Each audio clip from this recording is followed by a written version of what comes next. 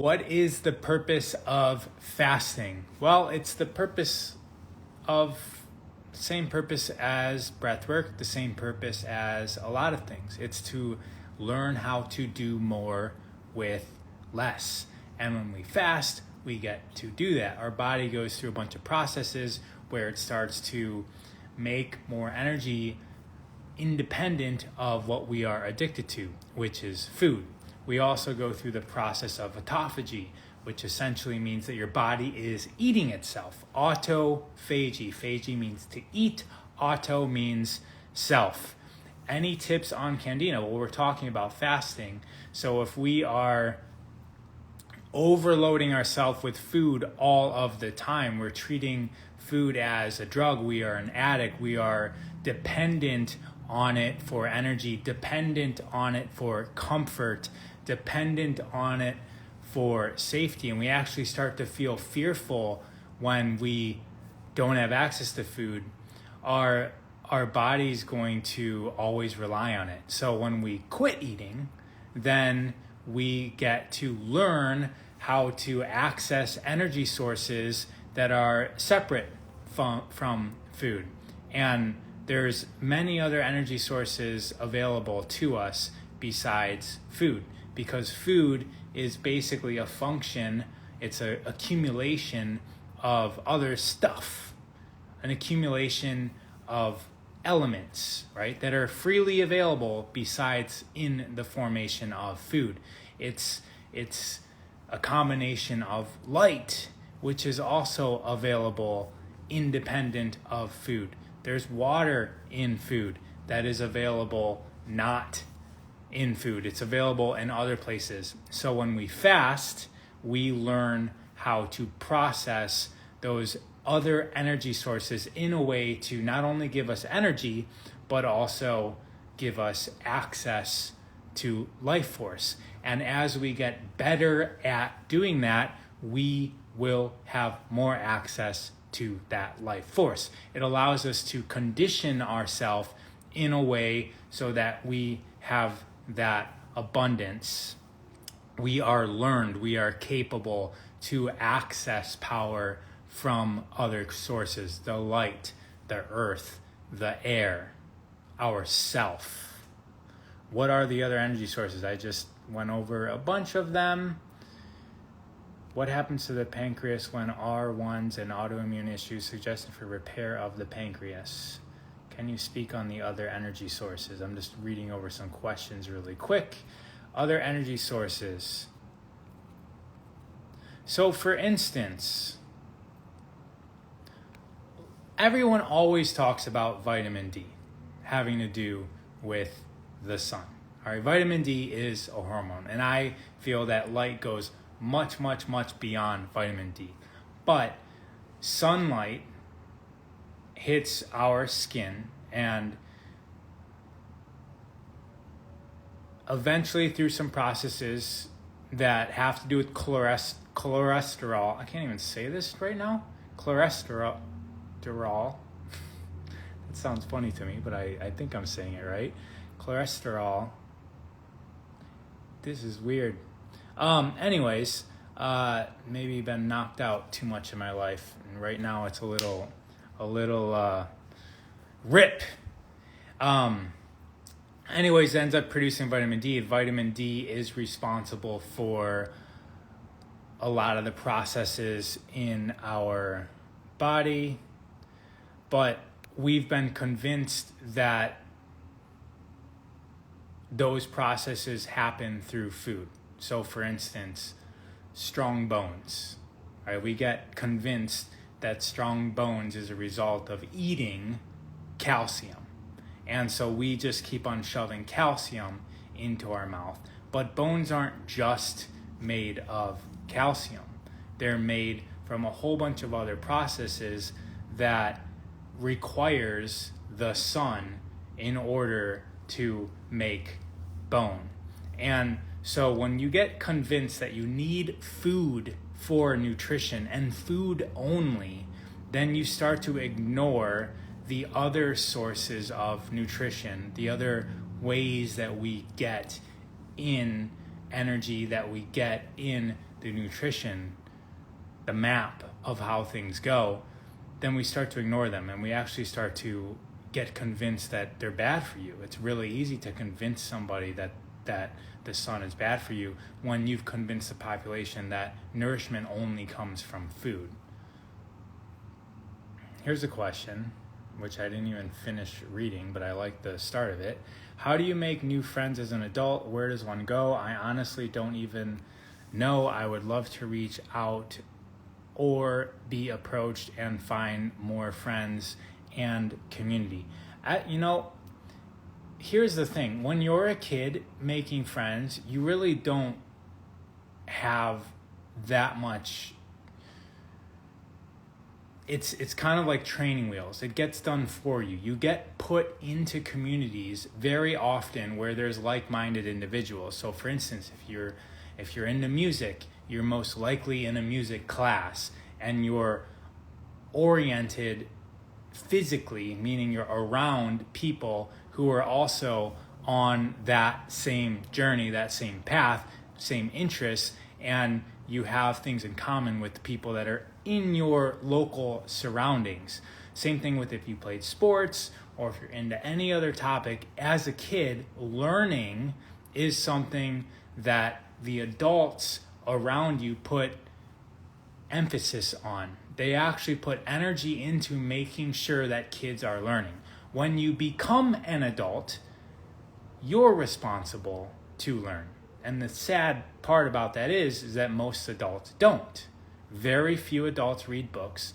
Very few adults, everybody on here probably does, right? That's probably one of the reasons why you're following me, is because I promote self-evolvement, self-ascension. But just in general, it's accepted to just get into your job, learn what you need to do to get paid what you need to do, and then coast. And it's very difficult to make friends if you're just coasting through life, because once you're coasting, if there's nobody that's already coasting with you, it's not very attractive. Your life doesn't attract other people that are just wanting to coast in exactly the speed and direction that you're going. It's very easy to make friends as an adult if you are out progressing yourself. If you are taking classes, these can be basketball classes, these can be tennis classes, this can be art classes, this can be physics classes, this could be going to school, this could be going to anywhere where there's people that are progressing in a direction and learning. Friendships are abound there because you're on the same mission.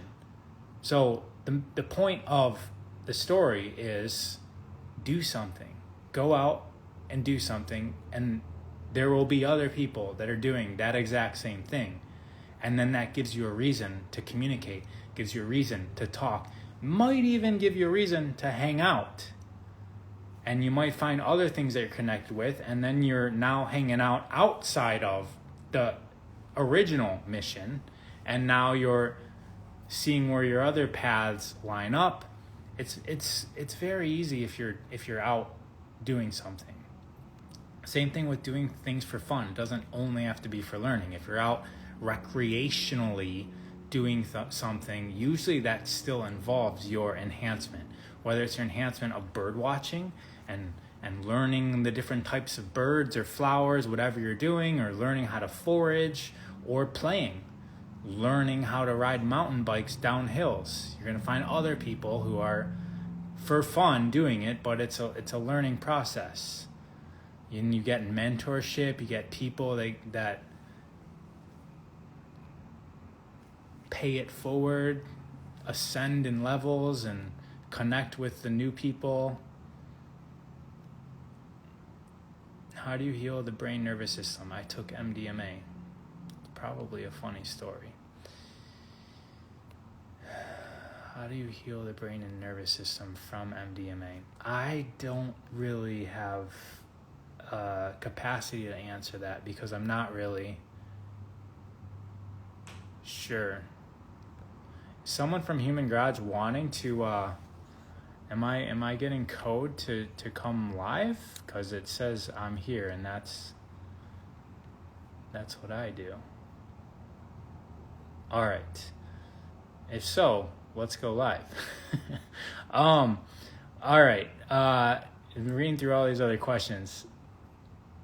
I just need to get out more. So the response is I just need to get out more. I've been super introverted for over a year.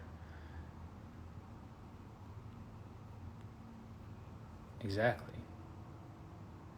Haven't felt enough to get out. Isolated for a long time. People. All right.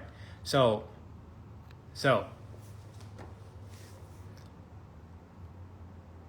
go outside. Even if it's not to hang out with anybody, go outside and talk to a tree. Connect with the earth.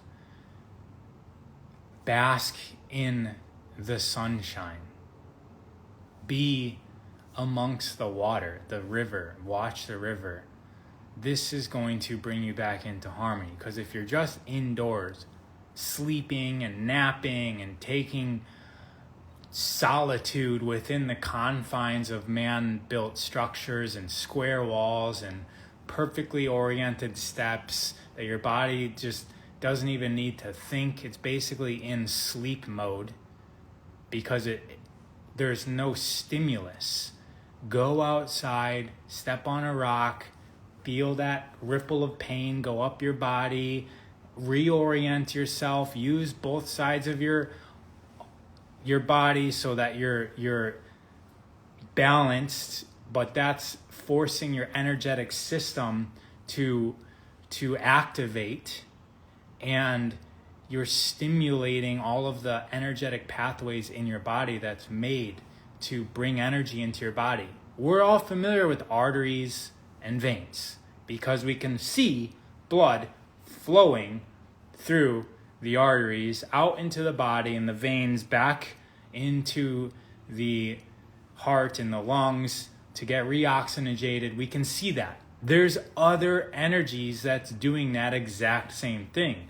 They're traveling through your fascia, they're traveling through the meridians of the body, and it's interacting with your body. It's bringing photons, it's bringing subtle energy. I would even go so far as to say multidimensional energy through your body, and that requires you to get out of the indoors, because indoors you're just the blob.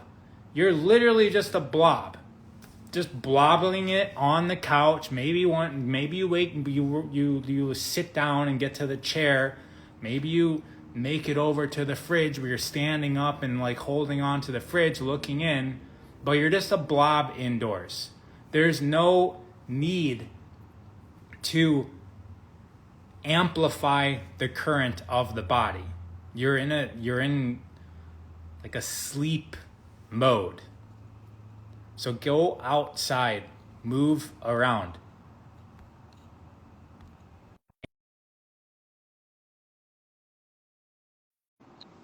Activate. Turn on the switch. Inside you're off. Hey, Raw. Harry, I was just watching. I just actually love. I mean, I tell everybody I love watching your stuff. I learn more from you than I do from any book or any magazine. That's very kind of you to say. What country are you in? We're in Mexico. I'd show you the ocean, but it's a little dark right now. So we have limited bandwidth. But I've got the crew here. So I mean, we're in war room style here right now. There's everybody. There's everybody working. There's Tracy working over there. Everybody's working. Hi, everybody. There's Wow. Jason and everybody. I really feel like I'm there. Yeah. Yeah. So, I mean, a great talk. I mean, you got me at food as a drug. As soon as you had me at food as a drug, then I'm like, wow. I mean, that's something that I love to talk about. By the way, curing the body or fixing the brain from MDMA is demineralization, diatomaceous earth, Irish sea moss, taking the stress out twice a day, the body will naturally replenish its supplies of serotonin, its spinal fluid. But it takes about a month and a half if you've been having heavy usage, and you got to do it every day. It's got to get the hydration back, and naturally the movement with like fascial maneuvers, flexation of the spine. With that, it'll rebuild your vitamin C and take lots of vitamin C. I see a lot of people when they do psychedelics, there's a long process where they don't feel grounded, they don't feel stable. And yeah, so that's it, right? Yeah. You need to reintegrate yourself back in your body. It's almost like their brain has been ripped open, and then Yeah. there's this like reorientation phase that they go through. It's exactly what happens, because what happens is psychedelics take us to a new state of perceptual awareness. And then our relationships, our lives, the way we stop and start things, the way our physical body is, they're all at different levels, and they've got to come up to that level of perception.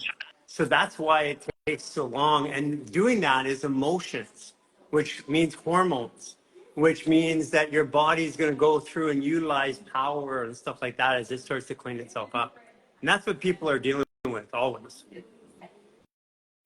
I was rewatching a live we did the other day, and you were talking about your jail experience and how you got to the point of gratefulness, and it was just such an amazing um, story. It's simple, but it's like you're talking about how you realized that you were relaxing for the first time, and you're going about to go work out, and and the way that you were describing taking like eating chocolate. You were like, I had a friend in there and he gave me some chocolate and I was eating the chocolate, and then I just had this moment of awareness of like, oh wow, I'm here to relax.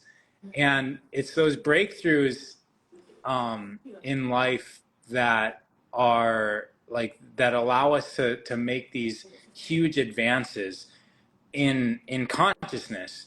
And something like psychedelics brings us to that state where we can have that breakthrough, because it like reorients us and puts us in a different perspective, and those breakthroughs are happening. um, Yeah, they do, but it also comes with a price, right. which is okay. And this is why there's spacing in between. And this is why we prefer microdosing. We tell people to microdose along the way, because these great experiences take people up too fast. And then their lives, that's where it's like, like I get doctors who are like, I did an ayahuasca treatment. And next thing you know, I want to shave my head and move to Tibet, sell my Right. practice, right? And I'm like, hey, yeah, that may be where you end up. But why don't you give a little bit of space between you doing the experience and shaving your head? And this is part of it. It takes about a year to come out of an experience like that, or you can just microdose throughout the year and get there gradually without ripping up your life. And I think that's really the goal. It definitely, it's like you get somewhere without doing the work. Like all you did Yeah. was swallow something, and then you get this realization. Like you were in your process that was a long time before you got to that realization. And with a dose of something, it happens immediately. I'm definitely with you on that, which is why I haven't really used psychedelics in a very long time. I'm not really one to promote it, and I'm always talking about how there has to be another way. That can't be the only way, because as I learned that you always say is that the the actual compound isn't what's giving you the experience, because that experience was always in you to begin with. It's maybe just open up some gates so that you can sense it. It's allowed your body to produce the chemicals that have the experience. So you can do that another way. I mean, I went, and when I was fasting last time, I took your advice. I went and I was looping my urine when I was fasting. Sure enough, by the third day, I'm higher than the kite. I mean, I felt like I'm on psychedelics. It was actually quite unique, and it was an experience. And I mean, I had no idea that I would get there, but I was there. I haven't eaten anything today. I think I'm sort of fasting, but I haven't I'm not. I'm not going to eat today, definitely, but I'm not really certain. I don't have a goal or agenda with this. I'm just not eating. So I was like, wouldn't it be cool if I could just not eat forever? How would that be? You, Um, you know, you talked about food being the drug, and that really is that food is the drug. And we normalize it. It's like in the order of things that are drugs that are normal, like food's one of them, and it's the most addictive because it literally hits the save button all of our programming. But then after food, it's like alcohol, very socially acceptable. But then you go over to marijuana, which is now becoming socially acceptable, but it's the one that was demonized. No, alcohol people are like, oh, I wouldn't drink marijuana. You guys are like bad. And I'm like, well, the alcohol is the only, out of all of the drugs that people go into a rehab with, the only one that you can die from in the detox is alcohol. All the other ones, you're not going to die. They can leave you in a corner, but with an alcoholic in a rehab, they have to stay with you 24/7.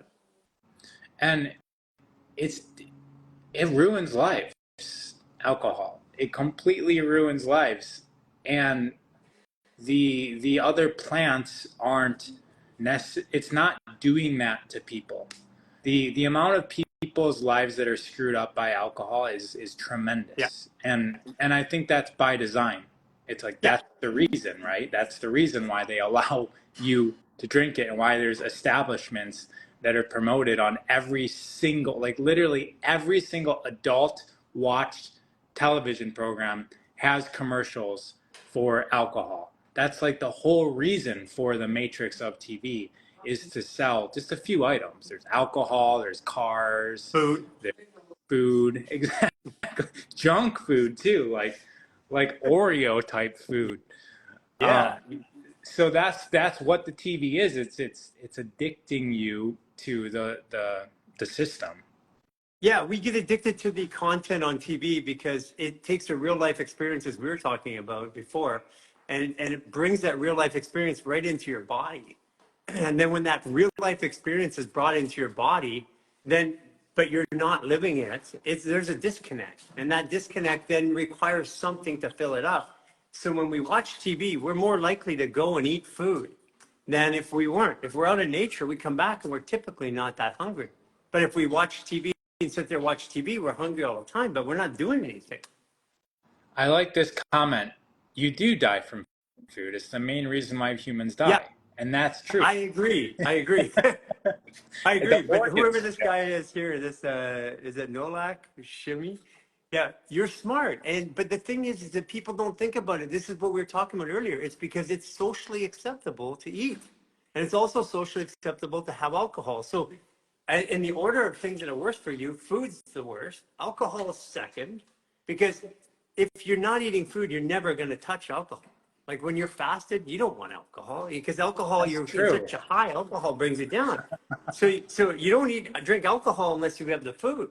So, like when people like demonize people about, doing psychedelics or drugs I'm like, get out of here, man. You're the addict. You're eating food. Once you stop eating food, then everything else changes. And this is why I know that you said you haven't eaten today. So you're changing your relationship with food. You're taking away its power. Yeah, I went and played tennis this morning. It was probably the worst tennis I played, and I was like, and so I started thinking like, do I need to eat? Like because I could feel that I was a little off. I was like everything was off, and and then I was like, all right, I'll just go home and eat, and then this will be fixed. This little like being off, and then I got home and I'm like, wait, I can get over this little hurdle of being uncomfortable from not shoving my mouth with food as like the savior for everything. and So what'd and you as soon do? as I just What'd you do? what do you mean? What'd you do? You didn't eat, but what did you do? Did you do a maneuver? Did you do meditation? Did you just Oh, sit in it or? so the reason why I went to the beach. Yeah. So I just went and collected energy from The nature, yeah. yeah, yeah, So here's one thing that you're most likely experiencing when that situation happens. It's not food, it's blood sugar. Because when your blood sugar goes down like this, all of a sudden your body starts to try and fix it and it starts to fire hormones to fix it. yeah. Well, as soon as you fire those hormones, well, that takes a lot of energy. So your body says, I need more medicine to repair myself with energy. So then you eat food, then your energy starts to come down. You eat the food and your blood sugar goes up. And then it keeps crisscrossing. So one of the things you can do is take fascial sweet, the human garage fascial sweet, go back and just have a lime juice with a bit of fascial sweet. It'll level off your blood sugar right away. And usually the hunger will go away. That's one way to do it. The other way is a fascial maneuver. The other way is to go out in nature, go in the water, go in the ocean, go in the trees. And when people are trying to like limit their food, the best way to do it is to get out in nature and do something in nature. Mm-hmm. So, Caro, my wife, she's asking, she's always sort of wondering, fasting for women, or she's asking her now, Fair, fasting while on her period. fair question. We get it a lot. Listen, if I was fasting for my first time and I had the choice, and if I was a woman, I had that choice, I probably wouldn't do it during my period. We have lots of people that fast during their period. There's a lot of, listen, there's any time that there's something that's really healthy for you, you're going to have all these things set up, as you know, to make it look like there's a problem. But I have personally watched like literally hundreds of women on their period fasting. I wouldn't do it the first time though. I would like, if my first time fasting, I'm doing a 3-day fast or something like that, or a 7-day fast. I'd do it out of that, because those hormones, as they start to come in, are going to play around with you. But once you used to fasting, like you're not like scared I'm gonna die and all the thoughts that go along with it, and you fast, what the fasting does is it takes out those hormonal spikes. Those hormonal spikes is what causes the pain during the cycle. It's the hormonal spikes in the body's reaction. So if you're fasting, you have less pain in your body. And also, if you're a third day in the fast or more, you do a stretch, your body stretches like it's never stretched before. And what are we looking for? We're looking for stretching around the pelvic floor and around the uterus, because there's an increase in pressure, increase of hormones. So you're actually better off to fast when you're on your cycle. But once again, you don't want to do it the first time. You want to get used to it first. And this is what I tell people all the time. Yeah, being conditioned to do something like fasting, and that's what I was starting to talk about, is being able to access the sources of energy and the sources of fuel, having the body be able to do that, open the windows for that, so that you Well, that's what kind you of, do with your kriya, right? I mean, when you're doing that, you're actually starting to open. What I love about what you're doing is when you came up and did our event, which I was so excited about, you came and did the event, and you're like, and by the time the end of your session, everybody's chanting. They didn't even know they're chanting. They probably never even chanted before. And you're using the movement, the vibration, and the breath. That's what you're doing. You're getting your energy up, opening up all your cycles. right. There's, as you guys put it, there's the head, right? There's the different parts of our body, and those channels they get all discombobulated just through the day and sleeping and anything that we do, stress.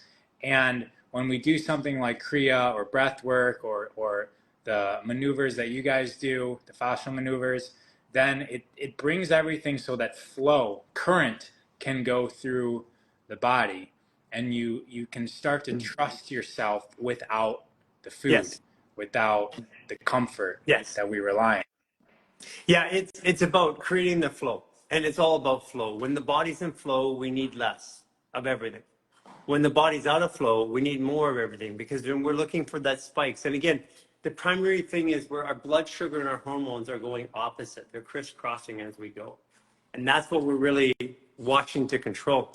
So what you're really great at is moving the body, getting the body in nature, getting it in sun. And that's really the success for anything. Gary, do you recommend salting while you're on a fast? I Like, I recommend that while you're on a fast, you're not going to need the salt. Well, here's what I recommend. When you're fasting, take minerals. Diatomaceous earth or horsetail, and take minerals like Irish sea moss. I recommend that highly, because what's happening is when you're fasting, your body's cleaning itself. And usually our bodies are so discombobulated already, it's already rough. So the minerals are what allow the hormones and the body to repair itself. And if you don't, I mean, people are like, no, I'm not going to take anything. Okay, great. The people who take minerals will have a better result out of the fast. So I still take minerals when I fast. I'm adding our purium minerals to the water, but I never thought of just salt. But I guess Put I a little haven't. salt in there, yeah. Yeah, I mean, listen, you're the reason why you have to take salt and sodium and drink so much water is because our GI tract, water is the solvent. It's going through there cleaning it out. But after 3 days or 4 days or 5 days, there's nothing left to clean out. So naturally, you drink less water. I went, to drinking on the 44-day fast. I went to drinking, probably about 2 glasses of water a day on an average, and then towards the end of the fast, more like a glass of water every day to every day and a half. And your body doesn't need a lot because, first of all, when you're fasting for a while and you've gotten basically, when you start to fast, your body and you have the minerals, your body changes out all the bad water, the stuck water, because you do fascia maneuvers and breath work, it opens up. Then you don't need the water like you used to. And the other thing when you fast is take baths. You're not going to be thirsty when you take baths. Like get in a diatomaceous earth, a borax quarter cup of each with a quarter cup of Epsom salts, and get in the bath and sit in a bath for an hour. It's amazing because then you're cleaning yourself from the inside and from the outside simultaneously. And we have to be getting that transmission of water through the skin. The skin Right. is just a barrier.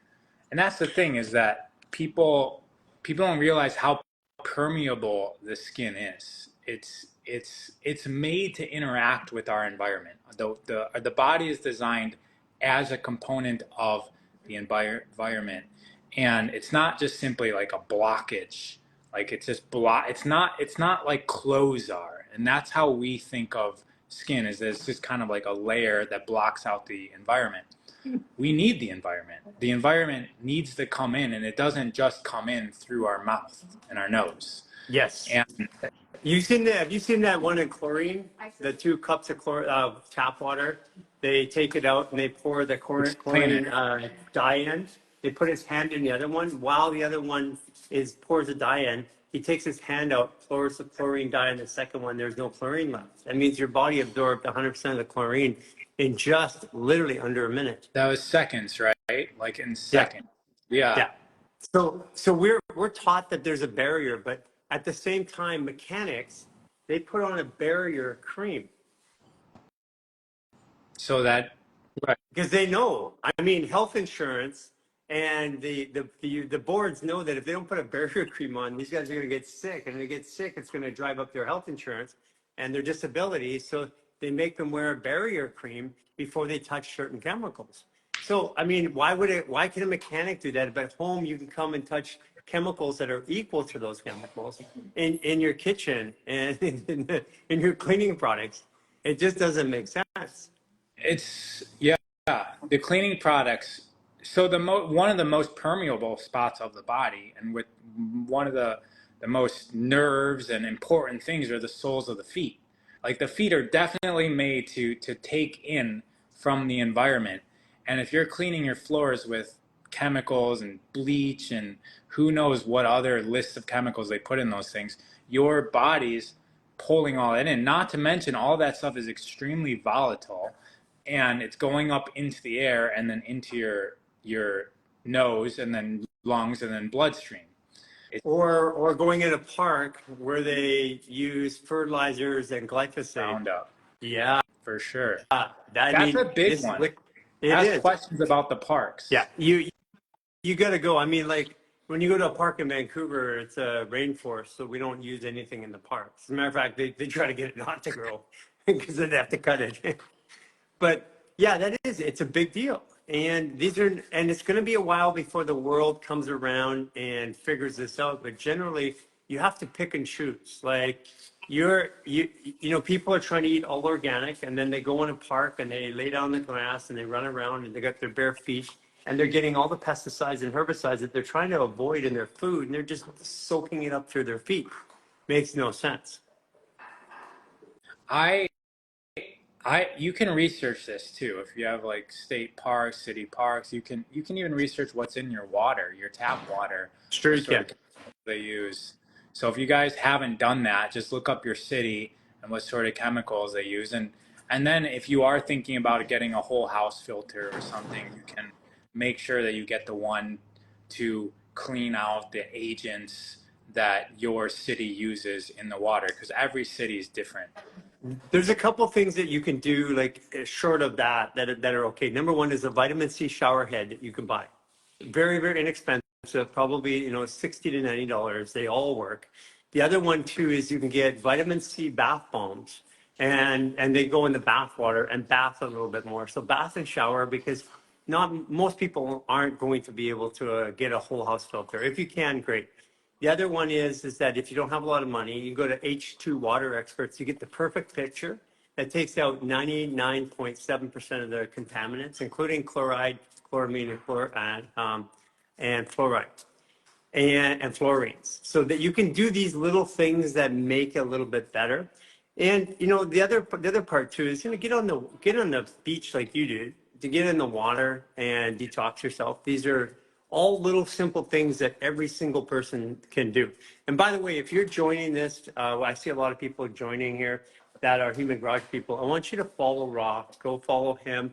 I learn a lot. I go into Raw's account and I cruise through there, because I don't want to consume content that I don't know where it comes from, and I know where it comes from.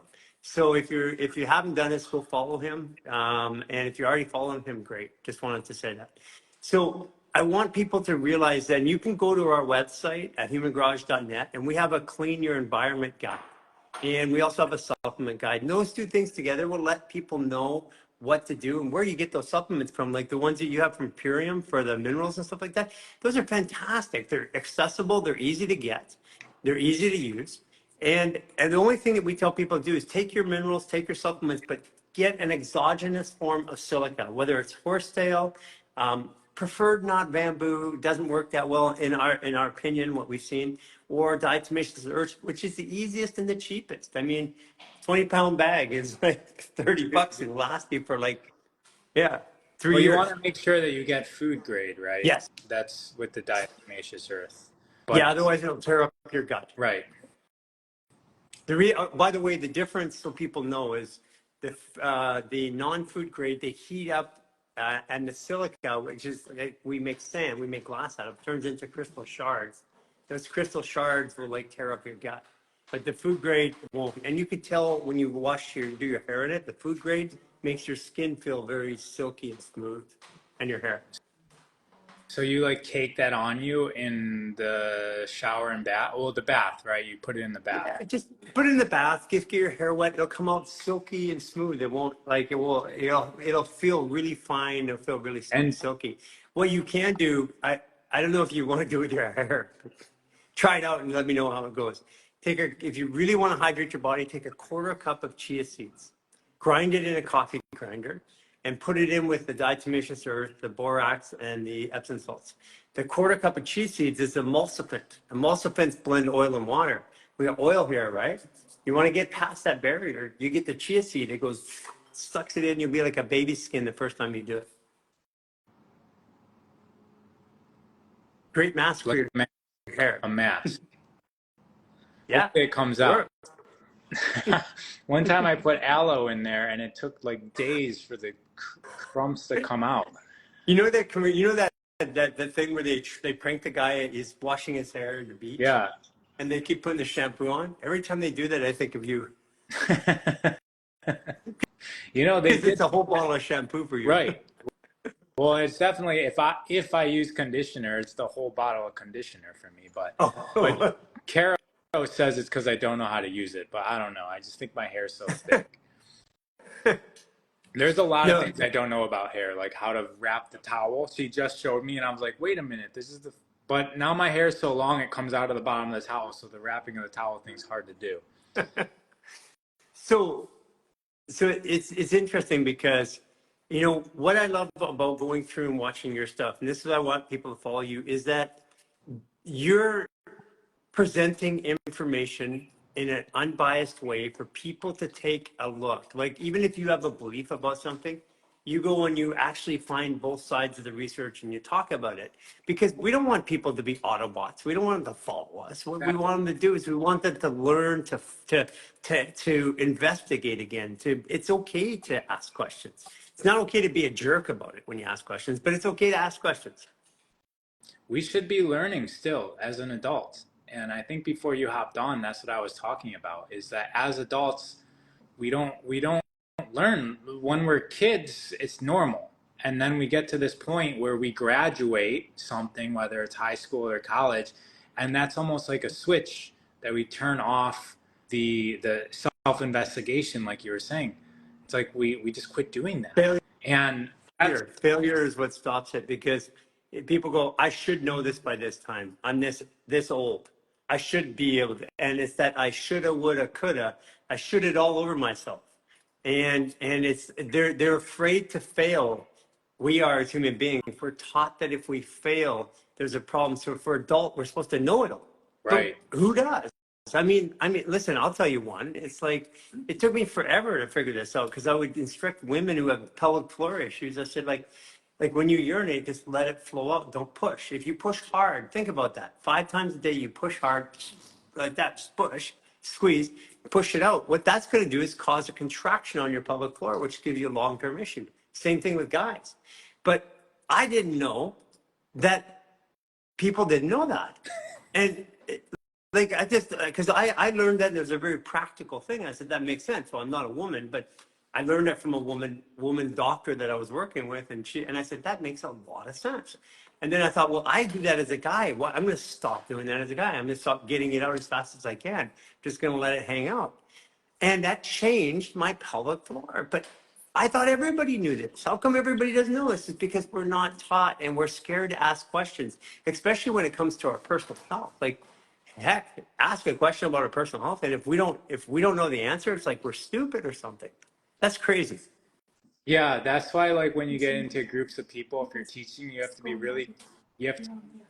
to like be careful how you ask questions, because if you ask questions that makes the audience kind of feel inapt, they won't raise their hand. Like if you say, "Who doesn't know this?" then Oh, everyone's like, Ross, sorry. We have a class on Monday "All night. right, I'm just so excited to be here with you. I got to let it go. Okay, bye okay. everybody." Listen, everybody follow Ross. Okay, have a good one. Talk here. Human Garage, Gary, yeah. See Thanks, you Ross. guys. See you on Wednesday. Bye-bye. All right, everybody, I'm back. It's just me now. That That was Gary from Human Garage. So if you guys aren't familiar with at Human Garage, go check them out. They've got a lot of free resources. And as Gary was saying, they do have products that are very helpful as well, as do I. So speaking of those, so he was mentioning his diatomaceous earth and sea moss and stuff like that. Regarding glyphosate, we have the only product that's proven to remove glyphosate. Check out my first highlighted reel on my profile. We've got a package that is guaranteed to transform your life. All right, back to the questions. What do you know about recovering love feelings after antipsychotic withdrawal? I'm not sure what that really means, but I guess that means that I don't know much, so I can't really answer that question. There's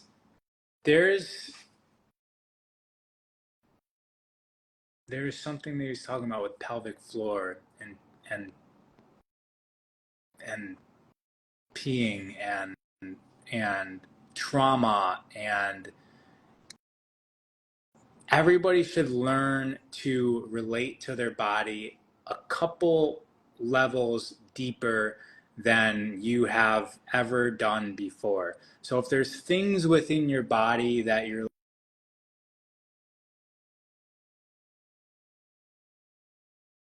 other people that have figured out the body, and we're not really taught about it. We're not really taught about the organs. We're not really taught about how things work. And a lot of the science that's been done is old science. So a lot of the things that we learned 20, 30, 40, even 10 years ago in school is just straight up inaccurate, or it can be interpreted a different way. And a lot of times, guys, science is it's political, right? So whoever has the control of the agenda controls the science that gets released into the media, into the school system. And so you might grow up thinking that it's normal to remove your wisdom teeth, like I did. And then the second that you have a little bit of something happening back there, your gums are swelling up, you go to the dentist and like, let's remove your wisdom teeth. And you're under the program of like, everybody removes their wisdom teeth. That's normal. And you get that thing removed, like I did. I have 4 missing teeth in my mouth before I recognized the importance of teeth within the meridian system and how they're kind of like the switches. The thing with the body is that the aspects of us that we use the most are the ones that have the most meridians in them. So the hands, all the meridians go into the hands. They go into the feet. We're constantly using them. They go into the center of our body in the navel point, because that part of our body is constantly stimulated. Our teeth are constantly stimulated. So every meridian has a corresponding tooth, and that tooth corresponds to an organ. And so if you start removing teeth, that meridian essentially needs, well, I don't actually really know. According to what I've seen, that a meridian is just turned off. But can't be that severe because my organs are still working. However, there's extra care that needs to go into the meridian system, into the nadis, into the energy. I didn't have any wisdom teeth. Maybe you're from a different alien species, extraterrestrial species, I should say, because apparently alien's not politically correct. Maybe you're from a different extraterrestrial species than I am. All right. Outside. So when you go outside, it is important to love nature, just as you love your relatives. And sometimes you can hear or feel, I feel like there's something in my hair. You can feel somebody right before they're about to call you, but maybe it's just glare. You can feel somebody right before they're about to call you, right? So like your best friend, your mom, they're about to call you, you get that little hit, and then bring, the phone rings or vibrates. That's you picking up through the field with somebody who you're extremely aligned with. You're connected through your heart, through your emotions, through your thoughts. You are connected to them. When you go outside, if you have this viewpoint which is programmed into us that the sun is bad and not to get too much of it, which is true to a degree, but the fear campaign against the sun is insane. And the earth is dirty and clean yourself up. If you go into dirt, don't go into the mud. If you still have that in your psyche,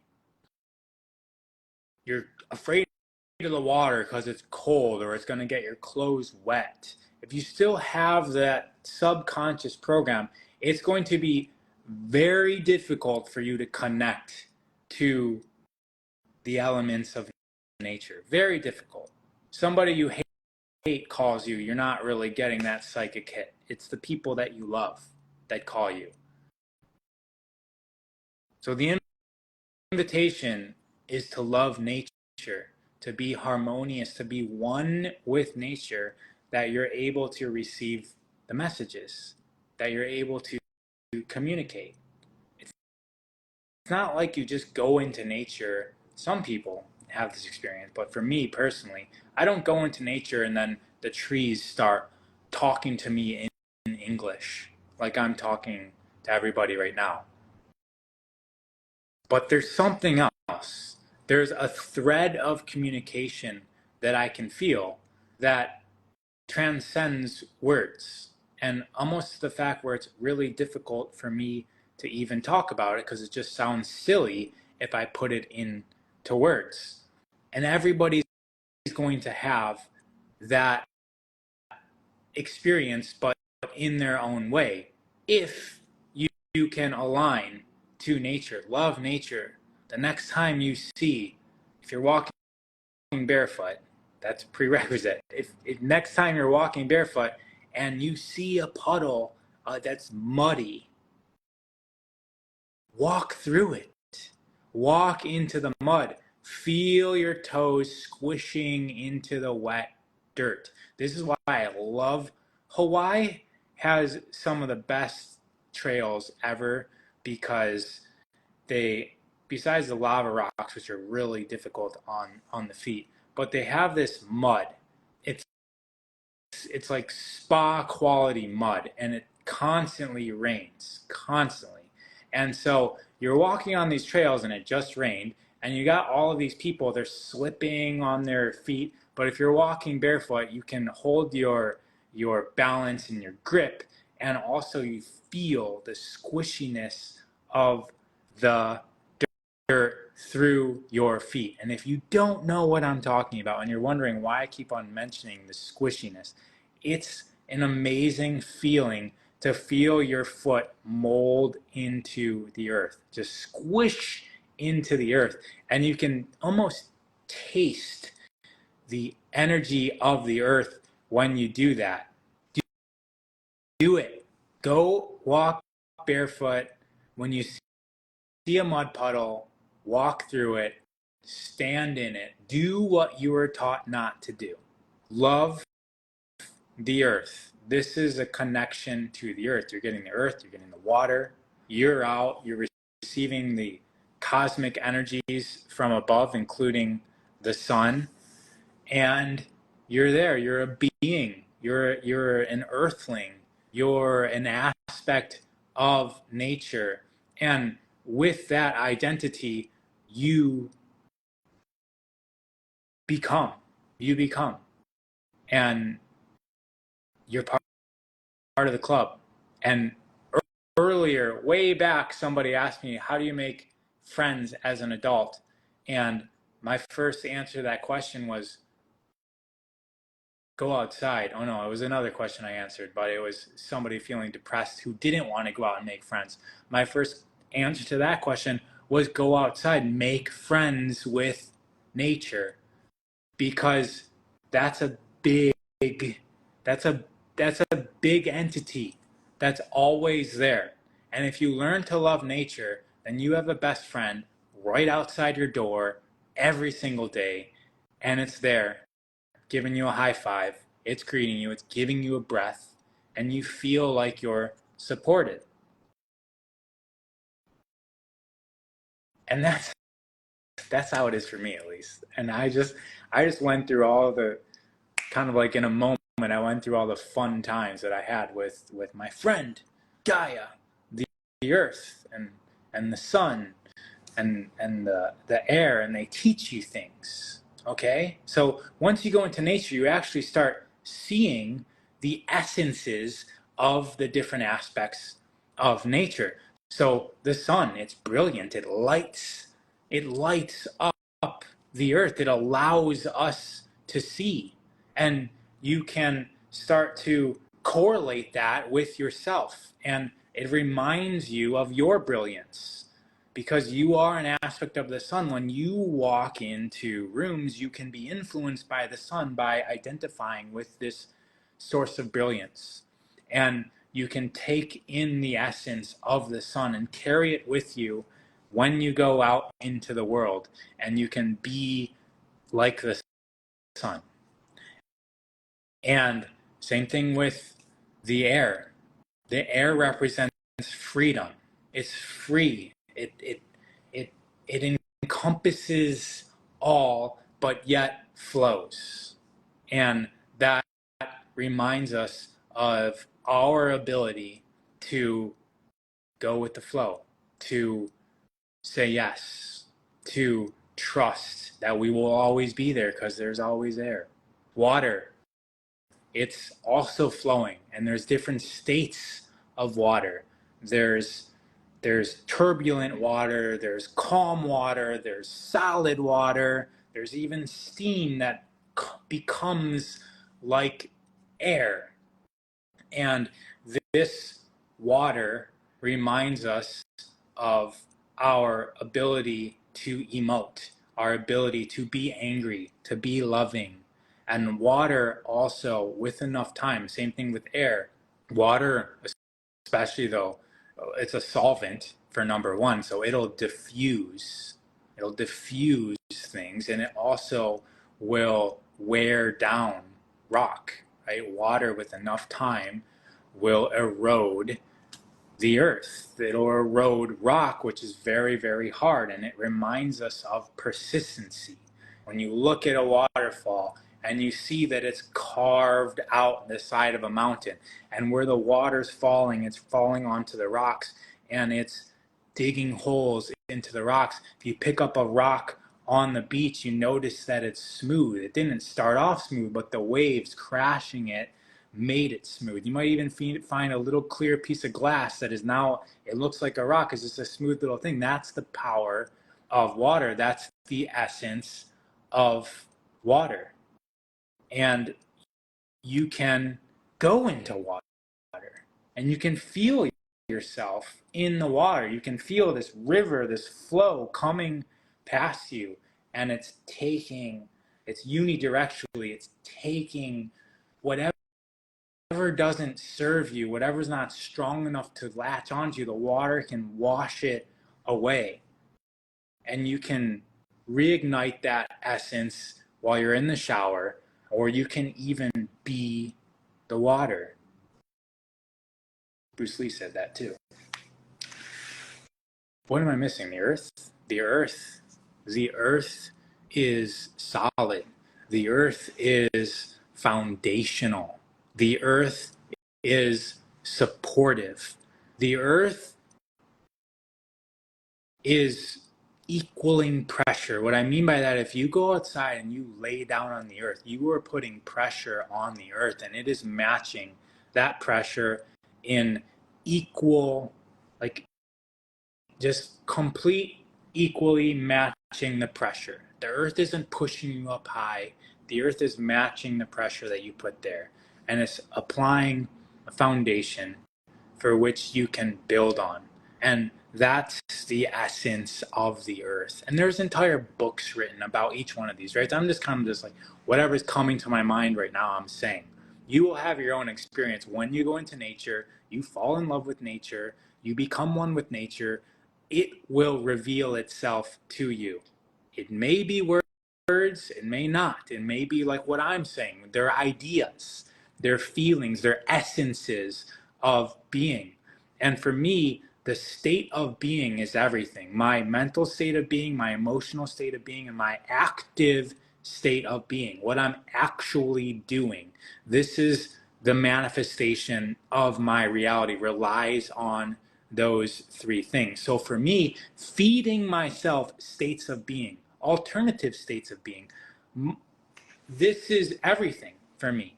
Because for me, my gnosis of reality is that we are creating based on our state of being in our mind, our emotions, and our actions. And so for me, I'm interested in other states of being, not just from a human level, because why would I stop there? What do the ants have to offer us in their vast amount? Did you guys know that ants have the same volume as humans?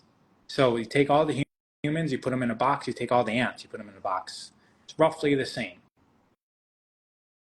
And ants are way more complex and dynamic when it comes to cooperation than us. Many insects are, right? They have a unified consciousness. And that is because, according to the teachings of Ra, not me, well, according to the teachings of Ra, we are all one, because that's the whole thing, is the law of one. So we are all Ra, we are all God, we're all the universe. But most of us can identify with that if we say God is us, and Ra is us, and the universe is us, not the other way around, because that's taking credit for something, and nobody wants somebody else to do that if we haven't yet identified as that. But according to Ra, the conscious state of being of an ant is it is aware. A human is self-aware. So an ant has not yet developed the capacity of individualism, and it's working within a hive community state. And because of that, they actually have connection to the whole hive and and the elements, the earth. But it's just starting to develop awareness. And once it crosses over into the human density, the human boundaries of consciousness, we our whole point of being is for self-awareness. So we graduate from awareness to self-awareness. And if you take like a lower level human being, they're working very hard on self-awareness. They're really trying to be an individual because they're coming from another state of consciousness where they didn't have an individual nature. So think about an ant and an ant colony. They're all working for the good of the colony. There's not really individualism there. They're all a part of the matrix of the whole. We come into human form, we're now working on individualism. So we get to strengthen our individual identity. The level after human being, we go into more of a connectedness. So we're still individuals, but we have an emotional connection to each other. And then the state of being beyond that is we now have a mental connection with each other. So we go from unity to disunity. We go from unity to the cloak that's kind of like a veil of individualism so that we can identify and establish a single point, an aspect of self that is unique. And within that uniqueness, we have our own individual experiences and strengths. And once we have established our own unique identity within this being that we call ourself, then once that's established, then we're ready to start connecting and collaborating with others. First, it's emotionally. We can feel other people's emotions. So if somebody's happy, I'm happy. We feel their emotions just like we feel our emotions. Empathic people, people that are here, we're kids especially, they're already feeling this, all right? The next state of being after that is what we would call psychic. It's where if somebody else knows something, now I know something. Okay, so you can see that we're first establishing ourselves as individuals, then we start to feel each other, then we start to know each other. And that makes us what? More powerful as a human species, because we're not just an individual anymore. We're not just one person. We're a collaboration of people that are all operating together like the hive, but we've got an enhanced sense of self along with it, with our own experiences, because an ant doesn't really have varied experiences at that level. They're all kind of just doing the same thing. They're falling in line. They haven't evolved.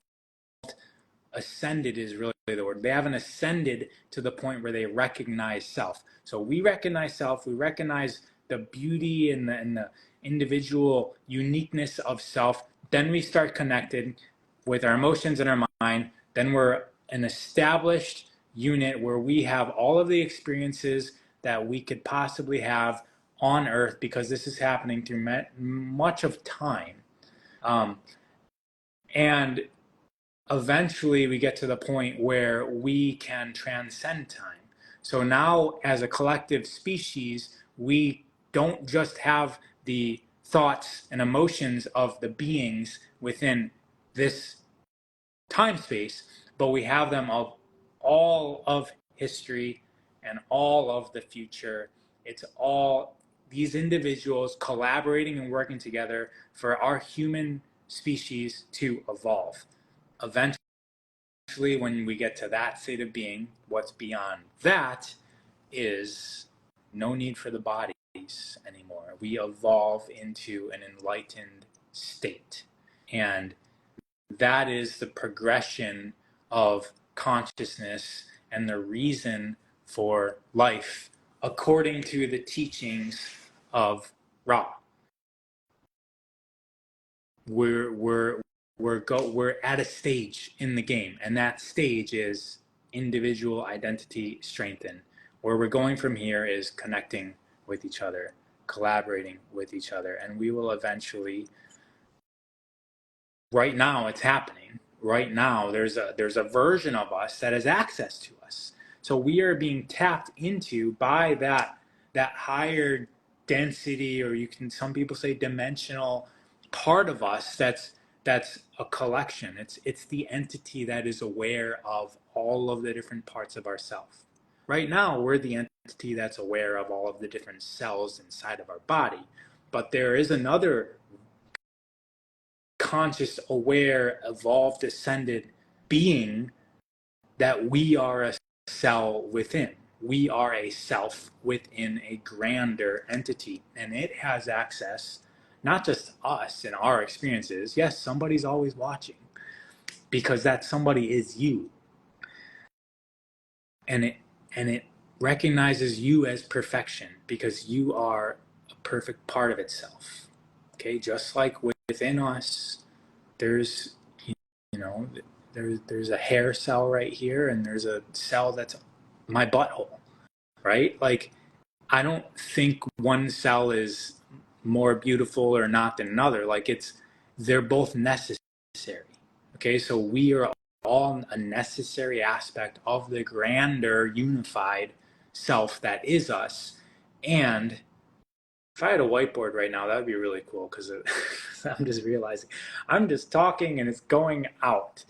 But if it was being drawn down at the same time, that would be cool. But that grander self needs us to express. It's calling for our life, because the experiences that we are gaining are our reason for existence. And it doesn't mean we have to do anything, right? We can still just be at home mopping the floors, um, chop wood, carry water type thing. We can be in that mode of life. The key is to be present, to be here now, because right now is what exists. The past, the future, the anxieties of the future, the disappointments of the past, the regrets, the wishing it was different of the past. That's all fake. It's all outside of what actually exists, which is now. It's only now, and all of it is happening now, and it's great. Just got here when I said cell in my butthole. Yeah. How can I ascend to a higher dimension? Connect. I just told you what the higher density is. It's connection, it's collaboration, it's creating anew, because what is currently created serves the person that's trying to strengthen their individual identity. So that's the thing, is we're on the spectrum, and there's a lot of us that are identifying with serving the identity, the individual. That's what's most important. And then there's some of us that are like, no, let's love and peace each other. And that's because we're in different parts of this spectrum, and it's all needed.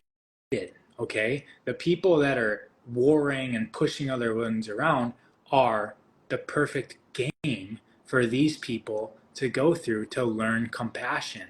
And these people are also stressing out these people, and we all work together. That's the thing, is that there is no bad. Okay, there, you can make a statement that murder is happening. At the level that we're talking now, we're talking about like perspective of the the the multi-dimensional being that's several layers of consciousness above us. From that perspective, the murder is happening. Okay, right now I'm fasted. I'm fasting right now. There's murder happening in my body. There's cells that are eating other cells. The reason why I'm doing this, one of them is for autophagy, which is my body's eating itself. So right now I'm not feeding it food, so it's going around and it's eating dead, diseased, damaged, broken, probably some healthy cells. There's a war going on for water. There's a war going on for nutrients in my body. I'm promoting this as the unified self so that my body figures it out. My body figures out what is most optimal. Okay? So the war that we're seeing right now, the bad stuff, that's us figuring it out as a species. It's necessary. If a war is happening, it's happening. If murder is happening, it's happening. Perfectly as it should. That murder is very impactful. It impacts the perpetrator. It impacts the victim's life. They graduate to the next dimension. It affects the family. It affects anybody that's ever heard of it. It affects anybody that's made a judgment on if that was right or wrong. Do I want to be like that? What do I learn? That event is bigger than the event. And it allows us to evolve as a species. I'm not saying I'm a fan of murder. I'm telling you guys to just go do things without any regard or YOLO it up, right? You only live once, so you might as well just do whatever you want. I'm not saying that. I'm saying that everything that's happening, we're all responsible for. We're all here for it.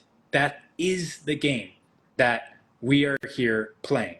And to say that it shouldn't be like that is kind of like erasing the point of the existence of it. And so there is a point for it. Find the reason. Responsible means ability to respond. Responsibility.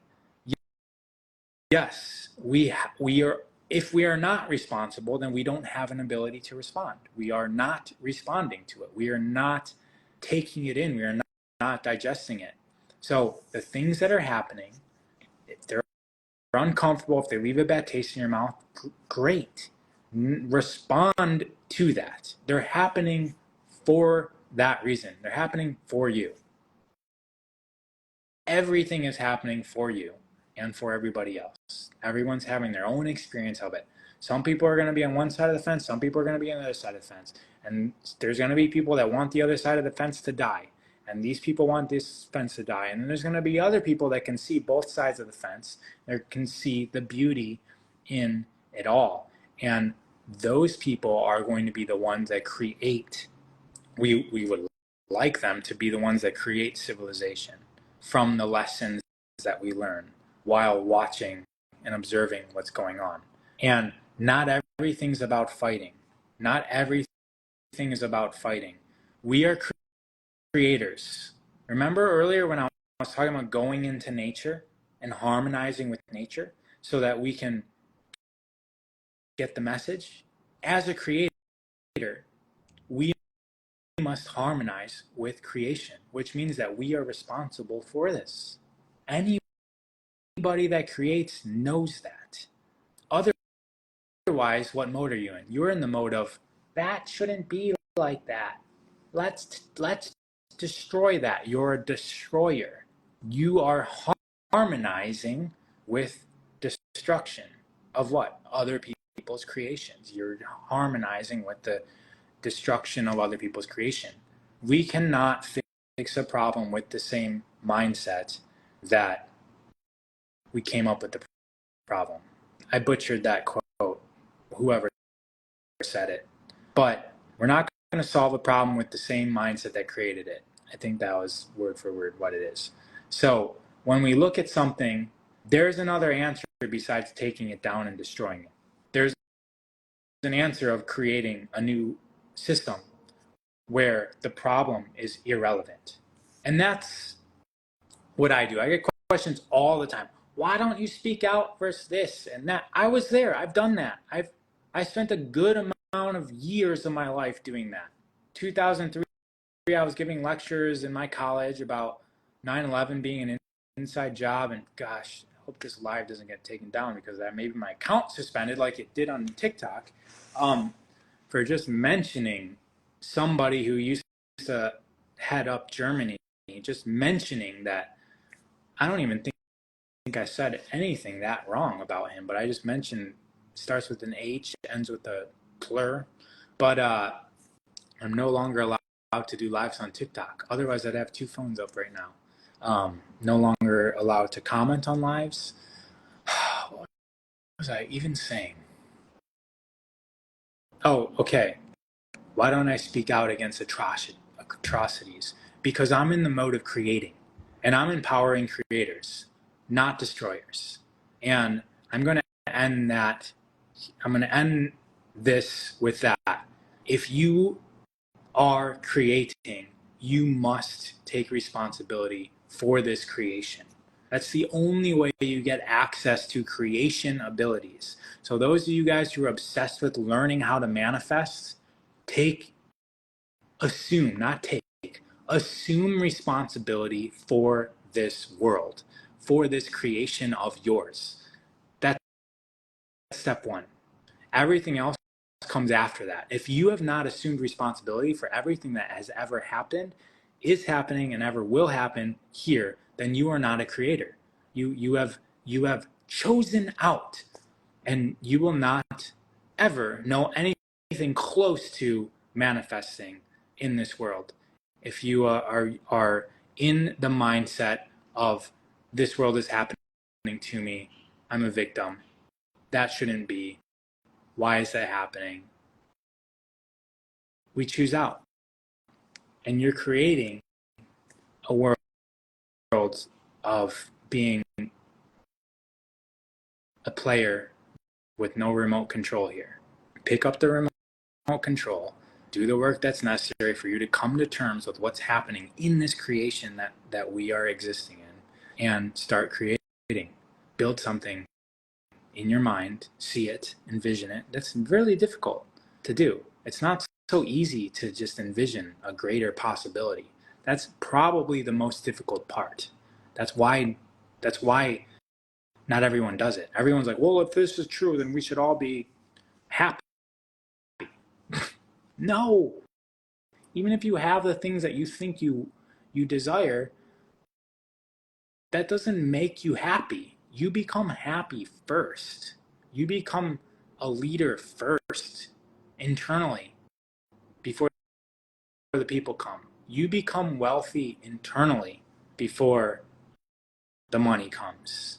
You become a creator internally first before your manifestations come to be. Peace out, y'all.